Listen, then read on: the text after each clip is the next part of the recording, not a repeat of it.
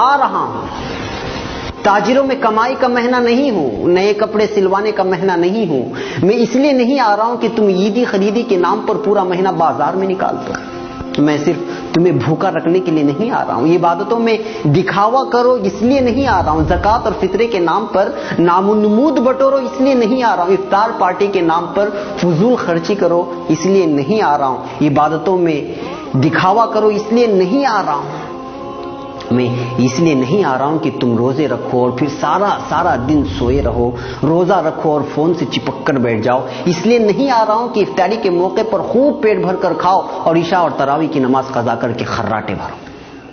میں تو آتا ہوں اپنے رب کی رحمتوں, برکتوں اور مغفرتوں کی سوغات لے کر, مگر تم اس کو حاصل کرنے کے بجائے تجارت کے حساب و کتاب میں لگ جاتے ہو. روزہ رکھ کر یوں سمجھتے ہو کہ میں نے تیر مار لیا. ارے میں تو سال بھر کے تمہارے گناہوں کو دھونے کے لیے اللہ کی طرف سے مغفرت کا پروانہ بن کر آتا ہوں, مگر تم روزہ رکھ کر بھی گناہوں سے باز نہیں آتے. نوجوانوں, ناجائز عشق رمضان سے پہلے بھی ناجائز اور اب بھی, مگر تم تو رمضان میں کچھ کام نہ ہونے کا بہانہ بنا کر سارا دن موبائل پر عشق بازی کرتے رہ جاتے ہو. پھر روزہ رکھ کر یہ گناہ کیسا؟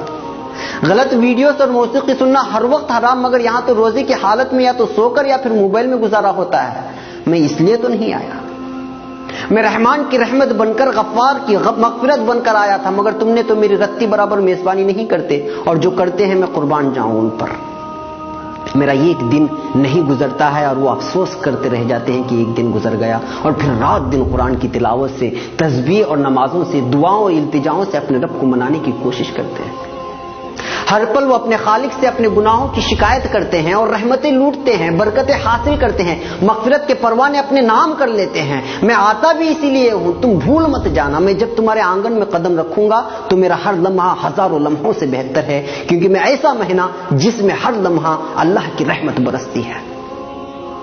میں کبھی تم کو روزہ بن کر آواز دیتا ہوں, کبھی افطاری کی دعا بن کر, کبھی سحری سے تھوڑی دیر قبل اٹھ کے اپنے رب سے التجا کر کے اسے منانے کی درخواست کرتا ہوں, کبھی رحمت کے 10 دن دیتا ہوں تو کبھی مغفرت کے, اور کبھی جنت و جہنم کی خلاصی کے دعا کے لیے 10 دن تمہارے حوالے کرتا ہوں, مگر تم مانتے نہیں.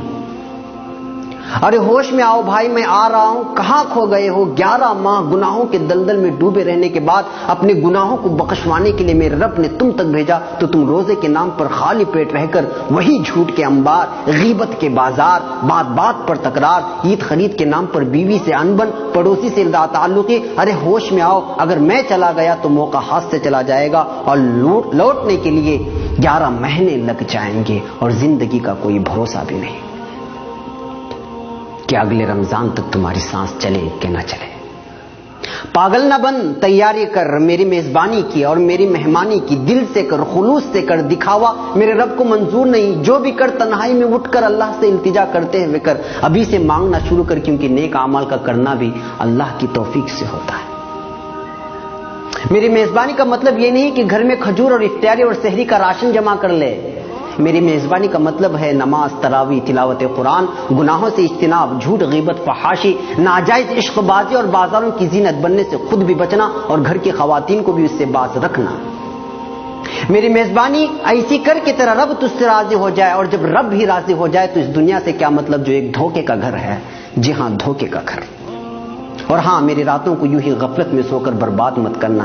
اللہ سے اپنا دکھڑا سنانا, برما میں کیا ہوا, فلسطین میں کیا ہوا اور ہو رہا ہے, افغانستان, عراق و شام اور دیگر مسلم ممالک میں جو ظلم ہو رہا ہے, کیا کیا جا رہا ہے, اس کا دکھڑا سنانا اپنے رب سے. بیتے سالوں میں اپنوں اور غیروں نے ہم سے جو برتاؤ کیا اس کی شکایت کرنا اپنے رب سے. وہ سننے والا ہے, سب کے سننے والا ہے, وہ جو سب سے رحیم, سب سے کریم اور تم سے سب سے زیادہ محبت کرنے والا ہے. تمہارا دکھڑا سن لیا تو پھر بیڑا پار ہے, نہیں سنا تو پھر ثواب کہیں نہیں گیا.